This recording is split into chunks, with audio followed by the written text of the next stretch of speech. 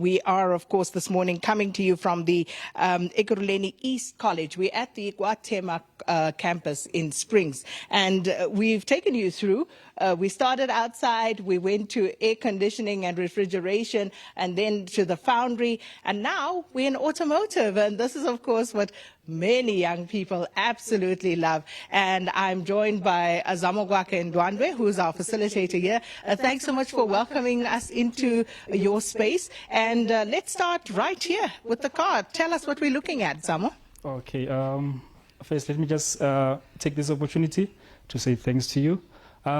Here, we are only dealing with car maintenance, or we repair car components. As you can see, here I'm having my engine. Okay, yeah, the engine is now running. I'm having the gearbox here.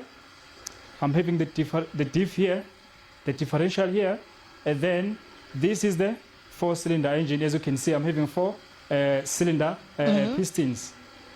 Also, I'm having the cylinder head there on top. Between the cylinder head and the engine block, we have the head gasket. Yes. So this is. So which one is the gasket? The gasket is there. You won't see it. It's okay. between the cylinder head and the engine block. Okay. Yes. And then obviously this is a carburetor engine. This is the old model. Okay. Yes. And the reason I ask is because, you know, very often when mechanics actually mess us around, they tell us you've blown a gasket and we don't know what that gasket is. Now you can't even show us, Zamo, where that gasket is, but you say it's somewhere in there. Yeah, I'll show you along the way. Okay. Yes. So let's go and deconstruct this engine now. And you have some students also here this morning, yes. But talk to us as we go along as to what it is, which part of the engine we are looking at. Okay. Here I'm having the engine block. Yes. And then I'm having the crankshaft here. And then I'm having the cylinder head here. Yes. So the reason why I decided to strip the engine off is because it overheated. So what I have to do here, I have to measure the bore cylinders according to the manufacturer's specifications to see if I can use the standard pistons or I have to use the oversized pistons. Also, the crankshaft, remember, when the car overheats, the crankshaft, it might be distorted because the crankshaft is made of the cast iron. So we need to measure the crankshaft and see if we need to grind the crankshaft to the next size or not. Okay, batteries and what goes with that? We also repair batteries. We put sulfuric acid, we put distilled water and everything using the hydrometer. All right, so how long is this course? You know, how long would students spend in here, just in terms of their theory and then, of course, practicals? It's 3 years. 3 years. After 3 years, then you get your level 4. And then you can, maybe if you're lucky enough, you can get an apprenticeship.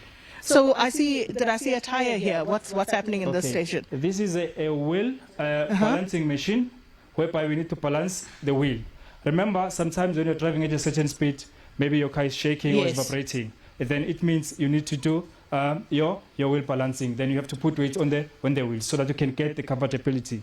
Okay. Yes. And then just moving very fast through it, because unfortunately we don't have too much time. What's that? Okay, this is the electrical panel.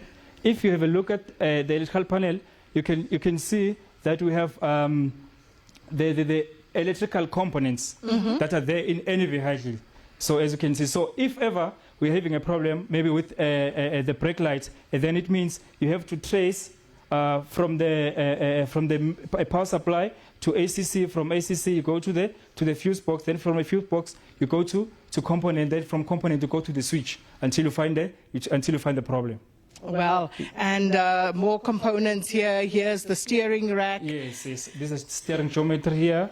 Yes, I'm having the brake system here. Yeah. So what do students need if this is what they want to do? You must at least pass grade 9, and then you can come to the college. Or maybe if you have matric. Grade 9 with which subjects? We consider those who chose physical sciences and pure maths. Okay. Yes. So, and that would be grade 9, and then you divert to the stream. Exactly. Because grade 9 is equivalent to our level 3. Yes. So then you do level 2, 3, and then after level 4, then you are done.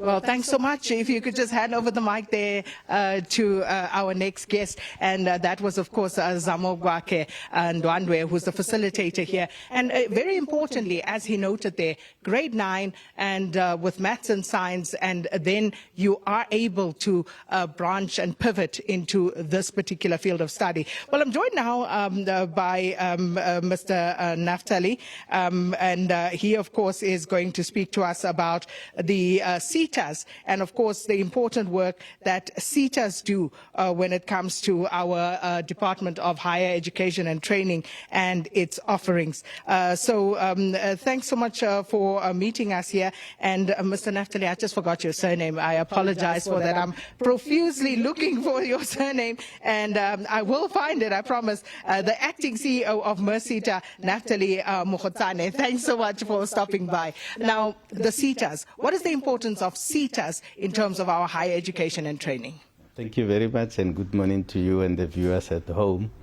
Sector education and training authorities, there are 21 of them, so each economic segment or sector has a SETA responsible for it. We are obviously one of the entities as merSETA, Manufacturing, Engineering and Related Services Sector Education and Training Authority. So we facilitate the skills development, obviously taking our authority from the Skills Development Act, and therefore we ensure that there are skills as required by various economic sectors in the country. But the private sector is complaining. They're saying they're not getting the skills that they require from our institutions of higher learning. So are the SETAs failing? Are the institutions failing? Where does the problem lie? We start by doing sector skills plan. Now, the sector skills plan is part of the research where we want to understand what are the skills needs from our companies, from the industry holistically.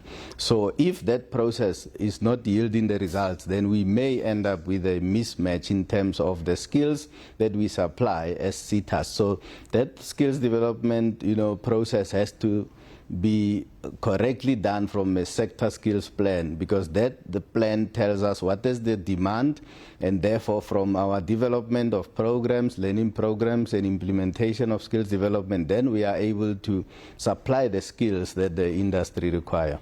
But do you think that the SETAs are doing enough? Let's speak to your particular SETA, merSETA. Do you think that you are doing enough in order to bridge that gap? Because, almost 3 decades on, we shouldn't be having this conversation, really. Yeah. What is the challenge is the sector in terms of the skills that we provide is highly regulated. Now, one of the challenges or the bottlenecks is how quickly do we get the skills supplied to the industry. And obviously, industries and technology change very rapidly. Often we have to either consider offering non-credit bearing programs, meaning unaccredited programs, or if we go accredited programs as required, registered on the National Qualifications Framework, then we have to act very, very fast. But what's the point of actually offering a non-accredited course? Because you will be wasting the students' time, you'll be wasting money, and I concede that no education is ever worthless. But in terms of, the realities that we measure, why would you offer something that's not accredited? So what happens is our companies, when they've got a new product, so those kind of product training, related to whatever they want to do, often it becomes non-credit bearing program, because obviously there's intellectual property linked to it and so on and so on.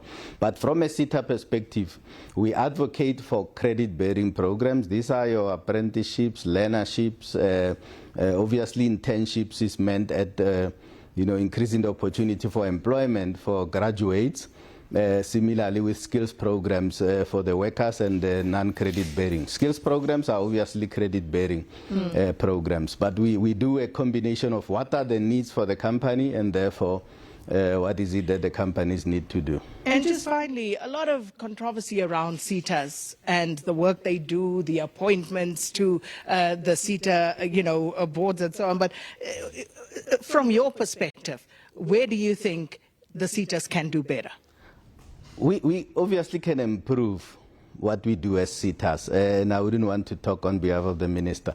But, you know, if you look at the data that SETAs produce in terms of what skills we offer, I think that's where we are not able to communicate it for the public to know. We obviously end up...